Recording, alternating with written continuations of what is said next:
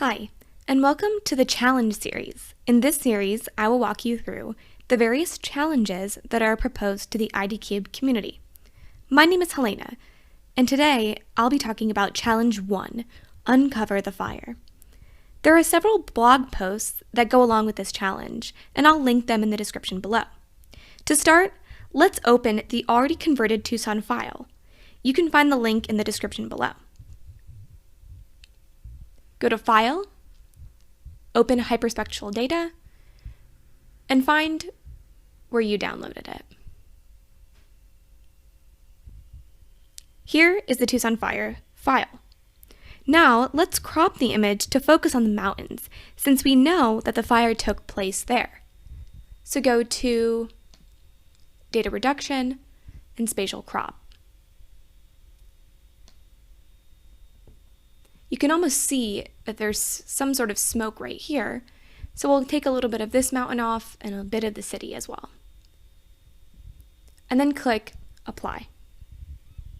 So now we'll do a little bit of discovery. Let's go to the RGB tab. So the wavelength of visible light is between about 400 to 700 nanometers. So let's limit the RGB to this range. So I'll set the first channel to 750, the second channel to maybe around 570, and the third channel to 495. So this gives a really nice picture of the browns that are in the mountains and in the city, and then this white area here. We can flip the image to see mountains on the top and the city on the bottom by going here,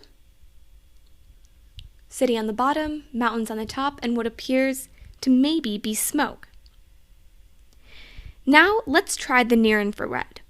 We know the near infrared is approximately from about 700 to 1300 nanometers. So let's start here. We'll make the 750 to maybe 1200. Not too much of a change in the image. All right, we'll put this at 900. Wow, lots of green in that picture. So let's just change this to 700, see what happens. Okay, as we can see, there's not much of a change happening here, but we know that when we change this to 900 from 570, there was a huge change. So let's move the 900 a bit closer to the visible range and see if there's anything interesting that comes about. Okay, just by moving a little bit, we're starting to see a little bit of this blue happening here. This appears to be in a similar place that the white was in, but now we can see at the base of the mountain, in the base where the city begins, there's not that white anymore, and we can see more clearly in that region. So let's move on to the shortwave infrared. We know that in shortwave infrared, there is lower scattering.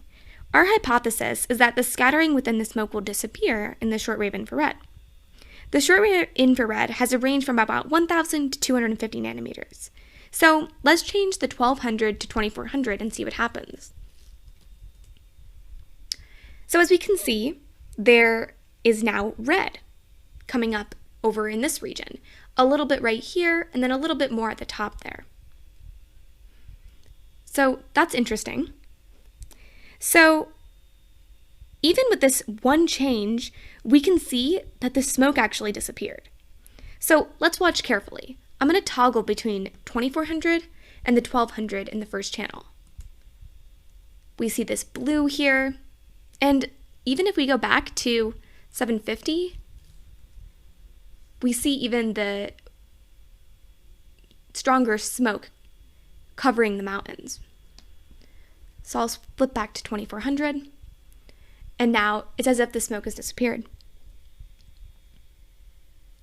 So we want to change the other wavelengths as well to ensure that the red area remains red. If there are changes in color, then we cannot say for certain that the fire area is in fact the red area.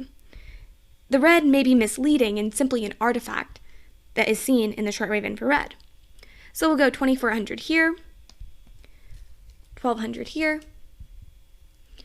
And as you can see, it got a bit clearer, but we are still seeing this regions as red. Not much of a color change there. And we'll go 1400 in this channel 3.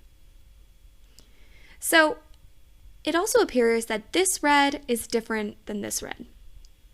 So we know from history that the fire took place around this area right here. So there you have it. It's that easy. Now you can use IDCube Lite to uncover the Tucson fire. To download IDCube Lite, please visit idcubes.com. The link is in the description below. And don't forget to subscribe to our channel for more tutorials.